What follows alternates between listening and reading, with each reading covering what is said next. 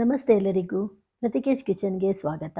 ನಾನಿವತ್ತು mini chocolate ಕೇಕ್ನ ಪಡ್ಡು ತವದಲ್ಲಿ ಯಾವ ಥರ ಮಾಡೋದು ಅಂತ ತೋರಿಸ್ಕೊಡ್ತಾ ಇದ್ದೀನಿ. ಇದಕ್ಕೆ ಮೈದಾ, ಸಕ್ಕರೆ, ಆಮೇಲೆ ಓವೆನೂ ಬೇಕಾಗಿಲ್ಲ. ಸುಲಭವಾಗಿ ಮನೆಯಲ್ಲೇ ಮಾಡ್ಕೋಬಹುದು. ಮಕ್ಕಳಿಗೆ ತುಂಬ ಇಷ್ಟ ಆಗುತ್ತೆ. ಒಂದ್ಸಲ ಟ್ರೈ ಮಾಡಿ. ಬನ್ನಿ ರೆಸಿಪಿ ನೋಡ್ಕೊಂಡು ಬರೋಣ. ನಾನೊಂದು ಬೌಲ್ ತಗೊಂಡಿದ್ದೀನಿ. ಅದಕ್ಕೆ 3/4 ಕಪ್ಪಿನಷ್ಟು ಹಾಲನ್ನು ಹಾಕ್ಕೊಂಡಿದ್ದೀನಿ. ಫ್ರಿಜ್ಜಲ್ಲಿಟ್ಟಿರೋ ಹಾಲನ್ನು ತಗೋಬೇಡಿ. ಹಾಗೆ ಇದರ ಜೊತೆಗೆ 3/4 ಕಪ್ಪಿನಷ್ಟು ಬೆಲ್ಲದ ಪೌಡ್ರನ್ನು ಹಾಕೋತಾ ಇದ್ದೀನಿ. ಜೊತೆಗೆ 1 ಟೀ ಸ್ಪೂನಿನಷ್ಟು ವೆನಿಲಾ ಎಸೆನ್ಸ್ನ ಹಾಕ್ಕೊಂಡು ಚೆನ್ನಾಗಿ ಮಿಕ್ಸ್ ಮಾಡ್ಕೋಬೇಕು. ಬೆಲ್ಲ ಕರಗೋ ತನಕ ಚೆನ್ನಾಗಿ ಮಿಕ್ಸ್ ಮಾಡ್ಕೊಳ್ಳಿ. ಪೌಡ್ರ್ ಬೆಲ್ಲ ತಗೊಂಡ್ರೆ ಸ್ವಲ್ಪ ಬೇಗ ಕರಗುತ್ತೆ, ಅದಕ್ಕೆ ನಾನು ಪೌಡ್ರ್ ತಗೊಂಡಿದ್ದೀನಿ. ಬೆಲ್ಲ ಕರಗಿದ ನಂತರ ಇದಕ್ಕೆ ನಾನು 1/4 ಕಪ್ಪಿನಷ್ಟು ತುಪ್ಪನ ಸೇರಿಸ್ಕೋತಾ ಇದ್ದೀನಿ. ನೀವು ಫ್ರಿಜ್ಜಲ್ಲಿಟ್ಟಿರೋ ಹಾಲು ತಗೊಂಡ್ರೆ ಈಗ ತುಪ್ಪ ಹಾಕೋ ಟೈಮಲ್ಲಿ ತುಪ್ಪ ಗಟ್ಟಿಯಾಗಿ ಬಿಡುತ್ತೆ. ಆವಾಗ ನೀವು ಸ್ವಲ್ಪ ಬಿಸಿ ಮಾಡಬೇಕಾಗುತ್ತೆ. ಅದಕ್ಕೆ ಹೇಳಿದ್ದು ನಾನು ಫ್ರಿಜ್ಜಲ್ಲಿಟ್ಟಿರೋ ಹಾಲು ತಗೋಬೇಡಿ ಅಂತ. ಇವಾಗ ಇದಕ್ಕೆ ನಾನು 1 ಟೀ ಸ್ಪೂನಿನಷ್ಟು ಬೇಕಿಂಗ್ ಪೌಡರ್ನ ಹಾಕ್ಕೊಂಡಿದ್ದೀನಿ. ಹಾಗೆ ಅರ್ಧ ಟೀ ಸ್ಪೂನಿನಷ್ಟು ಬೇಕಿಂಗ್ ಸೋಡಾನ ತಗೊಂಡಿದ್ದೀನಿ.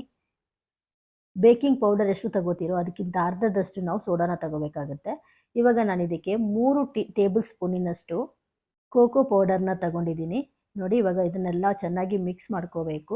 ಮಿಕ್ಸ್ ಮಾಡಿದ ನಂತರ ಇದಕ್ಕೆ ನಾನು 1 ಕಪ್ಪಿನಷ್ಟು ಗೋಧಿ ಹಿಟ್ಟನ್ನು ಸೇರಿಸ್ಕೋತಾ ಇದ್ದೀನಿ. ನೋಡ್ತಾ ಇದ್ದೀರಲ್ಲ, ಗೋಧಿ ಹಿಟ್ಟು 1 ಕಪ್ ತಗೊಂಡಿದ್ದೀನಿ. ಇದನ್ನೆಲ್ಲ ಚೆನ್ನಾಗಿ ಮಿಕ್ಸ್ ಮಾಡ್ಕೋಬೇಕು. ನಿಮಗೆ ಇದು ಸ್ವಲ್ಪ ದಪ್ಪ ಅನಿಸಿದರೆ ಸ್ವಲ್ಪ ಹಾಲನ್ನು ಸೇರಿಸ್ಕೋಬಹುದು. ನೋಡಿ, ಈ ಕನ್ಸಿಸ್ಟೆನ್ಸಿಯಲ್ಲಿ ಇರಬೇಕು. ಗ್ಯಾಸ್ ಮೇಲೆ ದೋಸೆ ತವ ಇಟ್ಕೊಂಡು ಅದು ಬಿಸಿಯಾದ ನಂತರ ಅದರ ಮೇಲೆ ನಾನು ಪಡ್ಡು ತವಾನ ಇಟ್ಕೊಂಡು ಕೇಕ್ನ ಹಾಕೋತಾ ಇದ್ದೀನಿ. ನಿಮಗೆ ಬೇಕು ಅನಿಸಿದರೆ ಇದರ ಮಧ್ಯೆ ಚಾಕ್ಲೇಟ್ ಇಟ್ಕೋಬಹುದು, ಚೆನ್ನಾಗಿರುತ್ತೆ.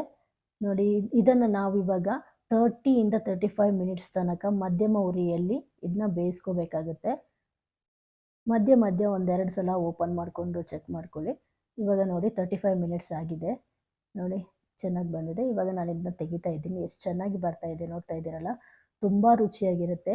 ಮಕ್ಕಳು ತುಂಬ ಇಷ್ಟಪಟ್ಟು ತಿಂತಾರೆ. ಒಂದ್ಸಲ ಟ್ರೈ ಮಾಡಿ. ಹಾಗೆ ನಿಮಗೆ ಬೇಕು ಅನಿಸಿದ್ರೆ ಇದರ ಮಧ್ಯೆ ಚಾಕ್ಲೇಟ್ ಇಟ್ಕೊಳ್ಳಿ, ಅದು ತುಂಬ ಚೆನ್ನಾಗಿರುತ್ತೆ. 1 ಕಪ್ ಗೋಧಿ ಹಿಟ್ಟಿಗೆ ನೀವು 1 ಕಪ್ ಹಾಲು, 1 ಕಪ್ ಬೆಲ್ಲ ತಗೊಂಡ್ರೆ ಸಾಕಾಗುತ್ತೆ. ತುಂಬ ರುಚಿಯಾಗಿರುತ್ತೆ. ಒಂದ್ಸಲ ಟ್ರೈ ಮಾಡಿ. ಹೇಗೆ ಬಂತು ಅಂತ ಕಮೆಂಟ್ ಬಾಕ್ಸಲ್ಲಿ ತಿಳಿಸಿ. Thank you.